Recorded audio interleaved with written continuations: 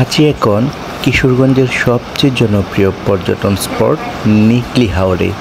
পানি এখনও খুব হয়নি, এখনও নিকলি হাওরের অনেক অংশ কিন্তু বেশি আছে। অবস্থা যাই হোক, ঈদ পারপাস পর্যটকের ভিড় কিন্তু কম না মোটেই।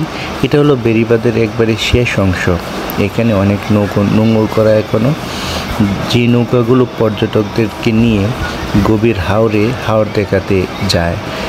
এখানে পরন্ত বিকেল, নৌকাগুলার বেশিরভাগই কিন্তু ঘাটে ফিরে এসেছে।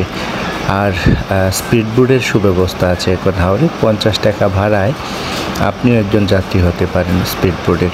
আমরা স্পিডবোট জার্নির পর একটা নৌকা নিলাম, উদ্দেশ্য সাতিরসর যাব। আমরা সবাই মিলেই নৌকাটা নিয়ে নিলাম। এখন এখানে একটা সুবিধা হলো যে মাত্র 50 টাকায় আপনি কিন্তু এই বড় নৌকার একজন প্যাসেঞ্জার হতে পারেন, যাত্রী হতে পারেন। সেক্ষেত্রে আস্ত নৌকাটা আপনার নিতে হবে না। আমরা সাতিরসরের খুব কাছাকাছি চলে এসেছি। আর এই সাতিরসর গ্রামটা একটা গ্রামে একটা ইউনিয়ন। এখানে চতুর্পাশেই পানি, খুব চমৎকার এবং সুন্দর একটা জায়গা হলো এই সাতিরচর। এখানকার মানুষগুলা সবসময় পানিবন্দী থাকে না, তবে যখন পানিবন্দী থাকে তখন তাদের মধ্যে অভ্যন্তরীণ যে সম্পর্ক আছে সেটা আরও উন্নত হয়। হাওরের ছেলেপেলেরা সাঁতারে অত্যন্ত পটু।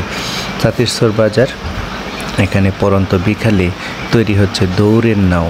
পানির মৌসুমে তারা বিনোদনের জন্য এই নাওর দৌড় ব্যবস্থা করে থাকে।